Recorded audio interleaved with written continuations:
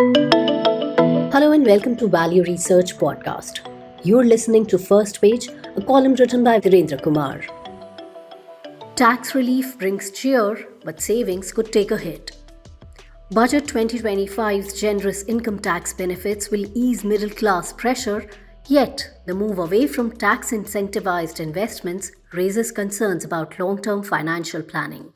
After years of measured evolutionary changes to India's tax structure, Budget 2025 has delivered a big bang and exactly what the middle class has been yearning for. The Finance Minister's announcement of raising the tax-free income threshold to 12 lakh rupees under the new regime, effectively 12.75 lakh rupees, with the standard deduction for salaried individuals, represents the most significant tax relief in living memory. This substantial change comes at a crucial time when the middle class has been battling uncertainties, making it a particularly welcome move that will boost consumer spending and economic growth. The impact will be significant. Millions of taxpayers will see their disposable income rise substantially, allowing them to meet the rising costs of education, healthcare, and daily essentials with greater ease. For a family paying EMIs on a home loan or planning their children's higher education, this additional cash flow could make a meaningful difference to their monthly budgeting. The timing couldn't be better as urban households grapple with elevated inflation in the education and healthcare sectors. The enhanced tax slabs under the new regime represent a bold step towards simplifying India's notoriously complex tax system.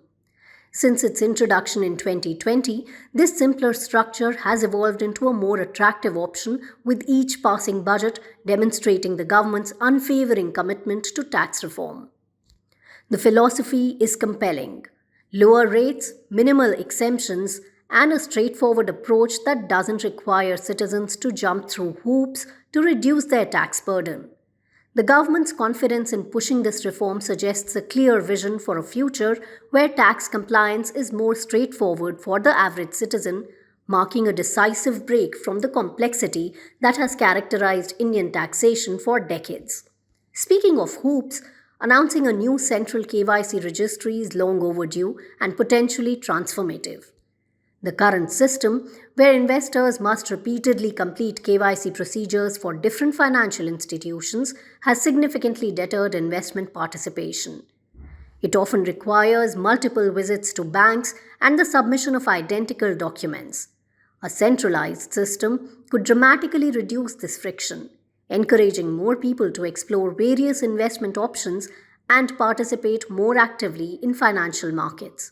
However, amidst this celebration of increased disposable income and simplified processes, we must consider the subtle behavioral implications of moving away from tax-incentivized savings.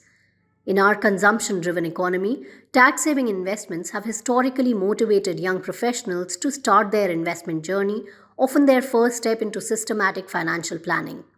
What begins as a simple tax-saving exercise frequently evolves into a lifelong investment habit, particularly through instruments like ELSS that combine tax benefits with exposure to equity markets and teach crucial lessons about market dynamics.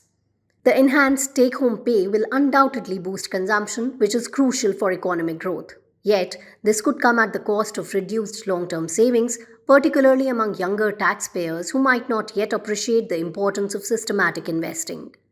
The mandatory lock-in periods of tax-saving instruments have traditionally forced a patient approach to investing, teaching valuable lessons about market dynamics and the benefits of staying invested for the long term.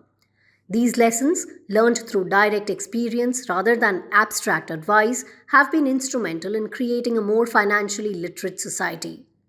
While the upcoming new income tax bill's promise to simplify tax processes is commendable, finding innovative ways to encourage long-term savings within this simplified framework remains crucial. The success of the national pension system demonstrates that well-designed investment products can serve individual and national interests without compromising the simplicity of the tax structure. The challenge lies in creating mechanisms that can replicate the behavioral benefits of tax-linked savings while maintaining the advantages of a streamlined system. As India embraces this new era of simplified taxation, the focus must shift to developing alternative ways of promoting prudent financial habits. The immediate benefits of increased disposable income are clear, but ensuring long term financial security requires a delicate balance between simplification and encouraging responsible saving behavior. It may be time for a broader conversation about achieving both objectives without compromising.